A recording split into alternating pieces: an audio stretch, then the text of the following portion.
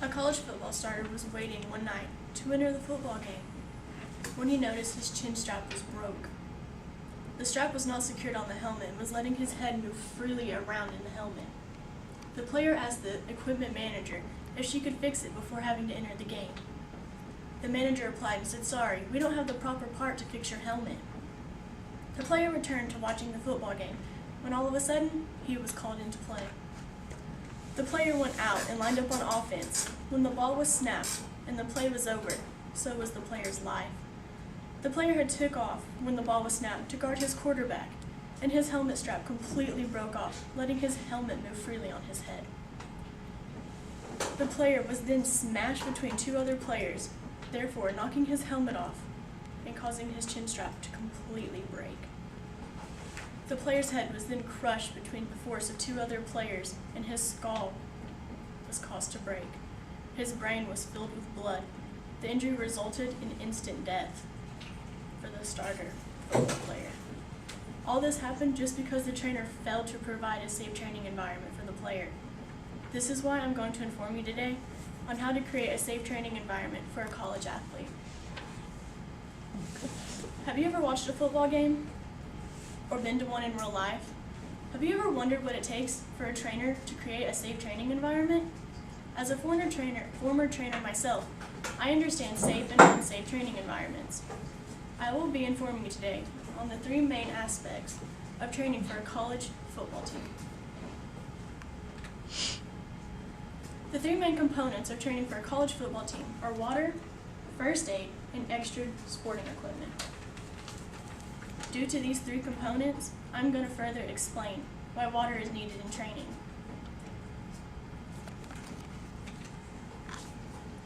Water is needed in training to keep players hydrated, to prevent painful muscle cramps of the legs, and to regulate body temperature. Water keeps players hydrated and keeps their body level fluids normal during physical activity. Players drinking water will prevent them from getting painful muscle cramps of the legs due to lack of water in the body. Water is also a key component of the body to keep the body temperature regulated through vigorous activities. According to Mike Darnley of the website alphafitness.com, normally we lose about 2.5 cups of water per day just by body evaporation from the skin and by regular breathing. A greater volume of water is lost even through sweat and urine, and an even greater, dramatically increased requirement of water through exercise and activities. Water is not the only important need in training. First aid is also important and is much needed. First aid is a must-have when it comes to players to ensure their injuries are properly taken care of and to prevent the spread of diseases. Players with asthma need first aid to ensure that when in case of an asthma attack, they can be well taken care of. First aid is in need when players break or sprain a body part due to football or collisions. First aid must be available to prevent the spread of HIV and blood or cuts with football injuries. According to the site First Aid for Sports, hubpages.com, every sports club should have a well-equipped first aid kit. Not having one could be a mistake when an incident occurs on a pitch. This could be risking the player's life or career.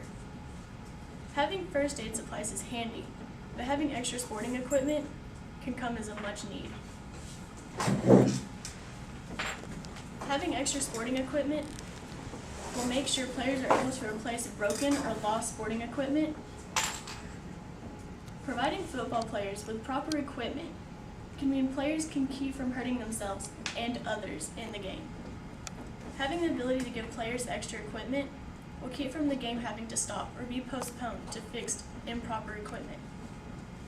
Having extra equipment can provide an advantage when a player arrives at a game with missing or lost pieces of their equipment. According to the site livestrong.org by Chris Sherwood, football is a high-contact sport that can be dangerous for those who play it. In fact, more than 450,000 football injuries occurred in 2009 alone, according to the statistics provided by National Electronic Injury Surveillance Systems. Due to the components, water, first aid, and extra sporting equipment, you have learned how to maintain a safe training environment.